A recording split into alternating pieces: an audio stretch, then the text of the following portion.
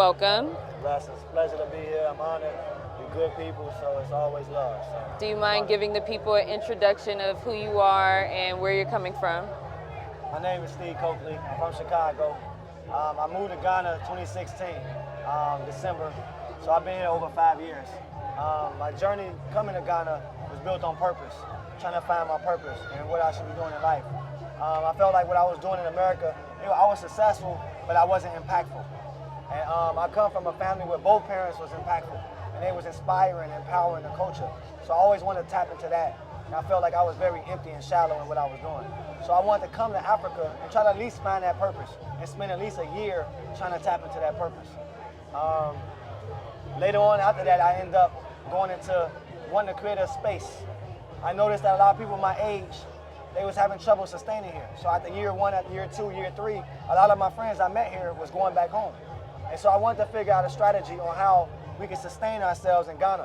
What was the missing link? What was the missing link? What was missing from us, from the difference between the people that stayed and the people that left? And I noticed that the people that stayed was the ones that found their purpose and what they was passionate about. And I noticed that the people that had their purpose and passion did less complaining, and they figured it out.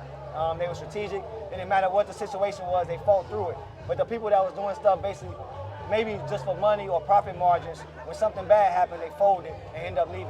So I wanted to create a platform, a space where people could come and tap into that purpose, find it. No rules, no laws, but a coffee shop setting that would help people tap into what they really want to do and what they really love to do without asking them for anything. They come, everything is free. The data, the computers, the products, the drinks, they can come in and just relax, chill, log in, and sockets everywhere. And I wanted to create a high vibration setting. So even like we're dealing with artwork, art everywhere, it's just art builds up the vibrations. And so I just want to pick people up and have a base, a safe haven, an incubator, a think tank, a hub, impact hub, where people can come and just tap into it and be the best they can be. And that's a summary of it. So you are obviously Steve Coakley Jr., so can you give us a little bit of history about who your dad is? My dad, man, he when I was born, he was actually working for the city of Chicago. And the title was like mayor's aide, but he was like a ghostwriter. It was the first black first black mayor of Chicago, Harold Washington. Okay. And so he would like write his speeches, he would do research for him. He was great at research. And so he ended up starting doing his own lectures, and he got fired for making a comment. And the comment ended up being true 20 years later, but he got fired at the moment. And that's how he became himself. It got popular because he refused to apologize. If he'd apologized, he'd have kept his job. But he refused to apologize for something he believed in. And so that kind of sparked that. And my dad is a researcher. He dealt with politics, political science, Pan-Africanism. And he just wanted to dig deep into research what people wasn't talking about or scared to talk about. And he would be on the college circuit. So colleges would request him, and he'd be on his tour talking about various topics. He was relentless, he was tough, he was uncompromising, he had principles, it was an ethics, it was code. Living in the house, we had to learn a lot of things people learn later. We had to study it. He taught auto-suggestion, and you just had to be that person, be what you say you are. And my dad just loved the people, a lot of people loved him. It was natural, that energy was, it was attraction, you know, It was like, it was real. He didn't fake it, and so he was a researcher, he did lectures everywhere, people knew him, you know. Thank you. So we took a little tour around your compound and we saw that you obviously chose to use like mud brick structures.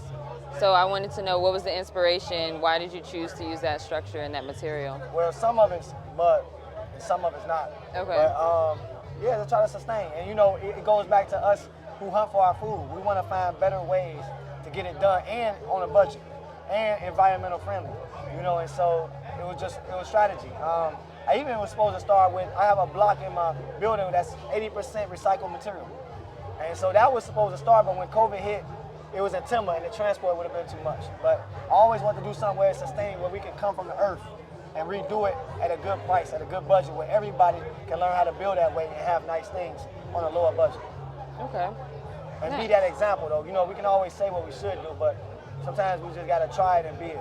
And that's the best way to persuade, you know, or inspire. So. And then we also have your products here.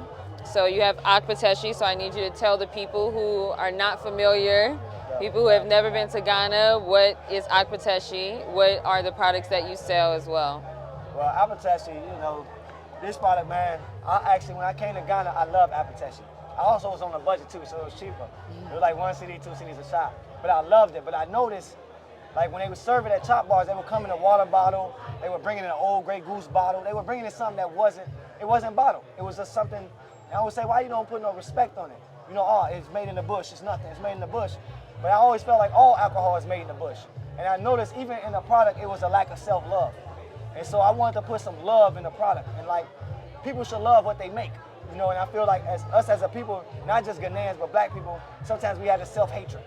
But we gotta love what we love what's imported. We love what other people make. We buy white people shit, and we love it so much and spend so much money on it. But why we don't love, package, and develop what we make and put love on it? So Epitessi, I feel, should be the most selling alcohol in Ghana. So my idea was, like, I would have these meetings, and then people would order Grey Goose and Hennessy, and I would order Epitessi, and they would come and pour it, and it's in an old water bottle. And I was just like, enough of that. And so, you know, sometimes you see a problem, it's always solution oriented. Solve problems, don't complain, solve problems. So I wanted to make it sexy. I want when they come and pour my bottle, I wanted something that looked good and put some love on that. So when people see it, when Chiefs see it, I had different people see it, and they see Epitessi in it. Yes, it's what you make, but love what you make. That's product development. And you just don't sell it in Ghana, that's how you sell to the world. Product development, not just giving up everything you make for pennies on the dollar, like your gold, your bauxite, your silver, but put product on sale, wholesale and retail. And that's where wealth come in at. And when you sell to the world and you still live in Ghana, you empower the whole village. And so that's something I want to do. Right now I'm going through FDA. Hopefully I'm about 8 weeks away from getting approved where I can ship it to the States. But I sell in Ghana now, I sell in hotels, I sell in a couple resorts, Airbnbs, but I sell here as well. So it's kind of local still. I'm cool with that. As long as it's love, and it's also a teaching thing. So it's not just a product. When people see it, it's a teaching thing. It's an example of self-love, and love what you do. Love what you make, and put some value on it. Yeah. You know, put value on it. And that's how you empower and bring wealth to the village, to the community. And it empowers everybody that's involved. Okay, we got a little bit into like the structure, the compound, what was the inspiration, but I do want to learn a little bit more about the sustainability efforts that you included in your compound. So like, what are some of the things that you did that promote sustainability?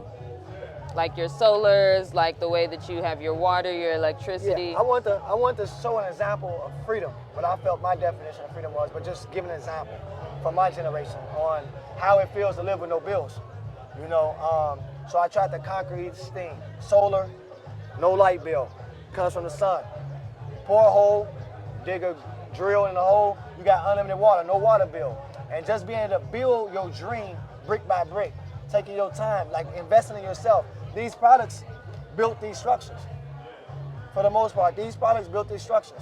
You know, but I didn't do it overnight. I didn't look at a total thing and was felt overwhelmed at the price. I just did it brick by brick. I called it brick by brick operation. Where piece by piece, where we can take pieces of our business and put into our dream, bet on ourselves, invest in ourselves, and bet on freedom though.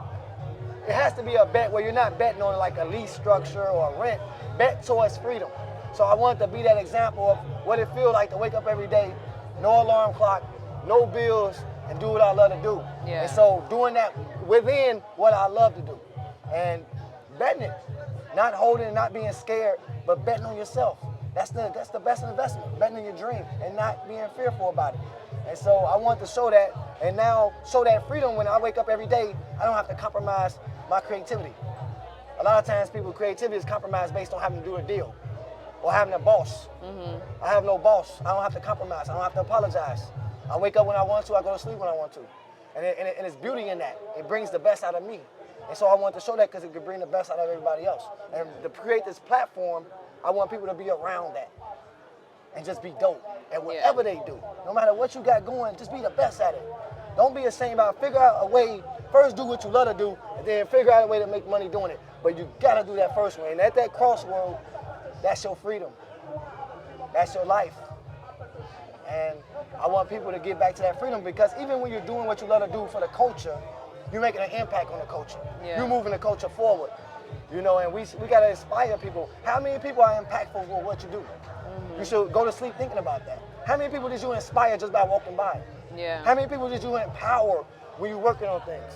And so these are things I think about, and as we bringing people in based on attraction, not recruitment, not pushing our ideology on people, but just attraction. They feel it, it's real. You can't lie on that. And built on that, it just become a chain reaction. we start building communities based on that. People doing dope shit no matter what they're doing. The cameraman, you, Uncle Shamsy right there. It's just people doing what they love to do. And today represented that. We had a whole bunch of people here doing dope stuff, walking around, meeting each other. I want to create that space where we can connect that. Some of these people have been here 10, 20 years, never seen each other ever in Ghana. They've been diasporans, never met before until today. And I just want to build that platform that attract that. Won't force it. I didn't bring up organizations. I didn't bring up ideology. Yeah. This was a day party. And I wanted these people to link up naturally. Yeah. Ghanaians, diasporans, people from Kumasi, Takoradi, Tamale, Accra, Eastern region, Volta region, people here from all over. And it's love. Yeah. You know, and so I just try to create that environment to empower people naturally without wanting something from them directly. Right.